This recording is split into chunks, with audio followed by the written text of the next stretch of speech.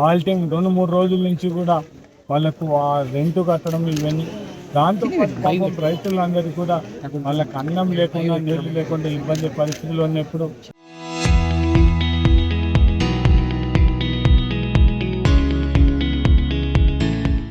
మా వైఎస్ఆర్ యూత్ తరఫున మొత్తం వాళ్ళు ముందుకొచ్చి వాళ్ళకి అందరికీ కూడా రైతులకు అందరికీ మంచినీళ్ళ ప్యాకెట్, దాంతోపాటు మధ్యాహ్న భోజనం కూడా ఏర్పాటు చేయడానికి రైతులకు ఎటువంటి ఇబ్బంది ఉండకూడదనే ఉద్దేశంతోనే అందుకు మా వాళ్ళు ఎవరెవరైతే ఈ 4 రోజుల నుంచి వాళ్ళకు కష్టపడి పనిచేసిన వాళ్ళకి ఫుడ్ అందించిన వాళ్ళకు కూడా కృతజ్ఞతలు తెలియజేస్తూ మనం ఈరోజు ఈ తెలుగుదేశం ప్రభుత్వంలో మొట్టమొదటి కూడా తెలుగుదేశం ప్రభుత్వం వచ్చిందంటే ఇంకా రైతులకు అన్యాయమైన ప్రభుత్వమే.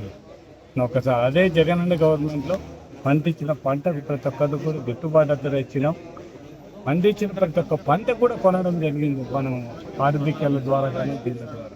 కానీ ఈరోజు తెలుగుదేశం చూస్తే మన చూసాం మొక్కజొన్నకు చాలా పెద్ద వైడ్ పబ్లిసిటీ ఇచ్చినారు, లాస్ట్ కొనలేదు. పాపం మొత్తం రైతులందరూ తక్కువ రేట్లకు అమ్ముకోవడం జరిగింది. 1500, 1400 అమ్ముకోవడం జరిగింది. ఇంకా ఒడ్లు చూసాం, ఒడ్ల పరిస్థితి. కానీ దురదృష్టం ఏమంటే రైతు దగ్గర నుంచి వ్యాపారస్తు చేతులకు పోతానే మాత్రం ఇమ్మీడియట్గా రేట్లు పెరగడం. అంటే ఇది మధ్య దళారి ప్రభుత్వమా లేకపోతే రైతు ప్రభుత్వమా అనేది ఒకసారి ఆలోచించాలి. సీనేట్ ప్రకారం లిస్టు తయారు చేసి సీనేట్ కాకుండా మధ్యాహ్న తెలుగుదేశం వాళ్ళు పోయి సచివాలయాల దగ్గర పోయి ఆ అధికారులను బెదిరించి వాళ్ళు ఇష్టం వచ్చినట్టు మొత్తం చేస్తే మొత్తం రైతులందరూ అయితే మాకు సీరియల్లో ఉండాలి మాకు వస్తామని అనుకునే రైతులందరూ ఇప్పుడు ఇంతమంది రైతులు పడిగాపుడు కావాల్సిన అవసరం ఎందుకు వచ్చింది అంటే కేవలం వీళ్ళు తెలుగుదేశం నాయకులు చేసిన ఉపవాసమైతేనేమి వాళ్ళు వచ్చి ఆడ సచివాలయాల దగ్గర దౌర్జన్యంగా వాళ్ళు పేర్లు రాసుకోవడం, దాంతోపాటు అధికారులను కూడా వాళ్ళని అభినందించాలో లేకుంటే వాళ్ళని ఏం చేయాలో అర్థం కాని పరిస్థితి. పాపం తెలుగుదేశం వాళ్ళకు మాత్రం వాళ్ళ పర్మిషన్ లేని ఈ జీపీఎస్ ఇవ్వడానికి లేదు, వాళ్ళకి ఏమి ఇవ్వడానికి లేదు. పొరపాటు ఇస్తే కూడా దాన్ని రద్దు చేసే పరిస్థితి మీరు ఎందుకు ఇచ్చినారు వాళ్ళకి అంటే వీళ్ళు శాసించే పరిస్థితులు ఒకసారి ఆలోచించాల్సి. అధికారులు మొత్తం ఒకటే కొడుతున్నారు. మీరు చెప్పేది ఏంటి ఫస్ట్ సీనియర్ అని చెప్పి మళ్ళీ ఇప్పుడు ఎట్లా అన్యాయం చేస్తారు.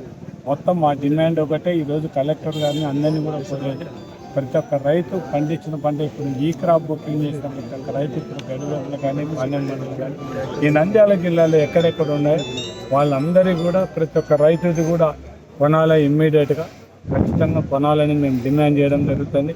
చూస్తాం రైతులు కొనకపోతే మాత్రం నేను ఏం చేయాలనేది ఆలోచన చేసి దీని మీద సమస్య మీద ఖచ్చితంగా ఏం చేయాలా, కలెక్టర్ ఆఫీస్ దగ్గర ధర్నా చేయాలా లేకుంటే మొగసాట ధర్నా చేయాలనేది నుంచి ఖచ్చితంగా నిర్ణయం తీసుకుంటాం. ఖచ్చితంగా అధికారులు ఇప్పుడైనా కూడా కొద్దిగా ఈ రైతులకు అన్యాయం జరగకుండా ఎవరైతే పంట పండించినారో ఆ రైతులందరినీ కూడా పారిశ్రామిక ఉండకుండా అందరు రైతులను కొనాలని డిమాండ్ చేయడం జరుగుతుంది. రైతుల ఇబ్బందులు కళ్ళారు. ఈ తెలుగుదేశం ప్రభుత్వం వచ్చినప్పటి నుంచి కంటిన్యూగా కర్మయేమో రైతులకు ఇబ్బందులు వస్తూనే ఉన్నాయి. మొక్కజొన్నది మొన్న పోయి చూసాము, అరటి, మామిడి ఎన్ని రకాలుగా ఇబ్బందులు పడతా ఉన్నారంటే అన్ని రకాలుగా చేస్తాము. మన ఇప్పటి ముఖ్యమంత్రి చంద్రబాబు నాయుడు గారేమో ఈ క్రాప్ బుకింగ్ చేసాము అని చెప్పారు. చేసుకోండి వాళ్ళ ప్రకారము ఈ క్రాప్ బుకింగ్ ప్రకారమే ఆఫీసర్లు చెప్పిన దాని ప్రకారమే 1,00,000 మెట్రిక్ టన్నులు జొన్నలు పంట వచ్చింది అని చెప్పి వాళ్ళే చెబుతా ఉన్నారు. ఇప్పుడే మేము అడిగింది వచ్చింది. మీరు కొనుగోలు ఎంత చేస్తూ ఉన్నారయ్యా? 28,000 మెట్రిక్ టన్నులకు మాత్రమే కొనుగోలు చేస్తాం. మిగతా రైతులు ఏం కావాలి? ఆ జొన్నలు ఏం చేసుకోవాలి?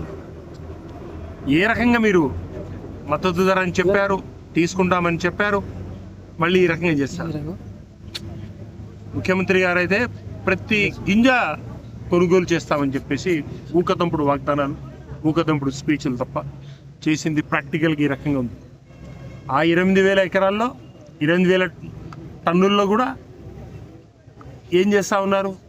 మీకు కావలసిన వ్యక్తులకు, మీ అనుకూలమైన వ్యక్తులకు ఇచ్చుకుంటా పోతా ఉన్నారు. అది వాస్తవం కాదా? ఇక్కడ ఎంతమంది రైతులు బాధతో అడుగుతూ ఉన్నారు. మేము వస్తే అన్న మాకు ఈ రకంగా జరిగింది, మాది 60వ నెంబర్లో ఉంటే ఇంత దూరం చేసేసారు. పేరుసోముల కర్బిద్దల రైతులు ఎంత గూడు కొట్టుకుంటా ఉన్నారు. రైతులను ఈ రకంగా మీరు ఇబ్బంది పెట్టుకుంటూ పోతారు.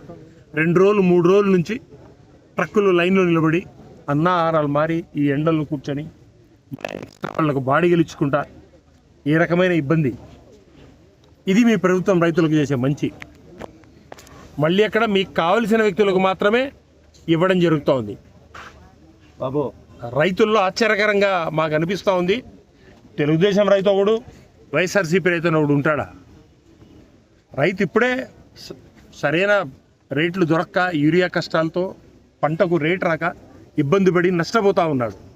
దాంట్లో నీకు కావలసిన వ్యక్తులకు మాత్రమే సచివాలయంలో నోట్ చేయాల్సింది పోయి మీ ఇండ్ల దగ్గర కూర్చొని మీరు నోట్ చేసుకొని ట్రక్ షీట్లు రాసుకొని చేస్తారా? ఇది మీ ప్రభుత్వ పాలన. ఈ రకంగా చేస్తూ ఉన్నారు. మేమైతే రైతుల వెంబడి ఖచ్చితంగా ఉంటాము. ప్రతి రైతుకు అన్యాయం జరగకుండా మేము పోరాడతాము, వాళ్ళతో పాటే ఉంటాము.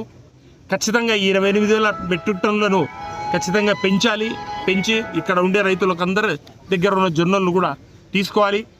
దానికోసం మేము ఖచ్చితంగా ఉంటాము. ఈరోజు ఇప్పుడే వచ్చిన వార్త, కొన్ని ట్రక్కులు ఉన్నాయి, వాళ్ళకు మళ్ళీ ట్రక్ షీట్ లేదు కాబట్టి వెనక్కి పొమ్మని చెప్తున్నారు. భూపాలన్న కూడా ఇప్పుడే చెప్పడం జరిగింది, ఎవరు పోయే సమస్య లేదు, వాళ్ళందరివి అన్లోడ్ చేయాల్సిందే, తీసుకోవాల్సిందే. దానికోసం మేము పోరాడతాము. ఇప్పుడే కలెక్టర్ మేడం కాడికి పోయి మేము రిక్వెస్ట్ చేసి ఖచ్చితంగా కొనేంత వరకు మేము పోరాడతాము. ఆ కార్యాచరణ కూడా రూపొందించుకుంటాము మా అధ్యక్షుల వారి ఆధ్వర్యంలో అని చెప్పేసి మీకు తెలుసుకుంటూ మరొకసారి చంద్రబాబు నాయుడు చెప్తున్నాను, రైతుల గోడు కొట్టుకుంటే ఏ ప్రభుత్వం కూడా మనజాలదు. రైతుల ఆశీస్సులు తీసుకోవాల్సిన అవసరం ఏ ప్రభుత్వానికి ఉంది. ఇన్ని రకాలుగా రైతులు ఇబ్బంది పెట్టడం తగదు. నమస్కారం.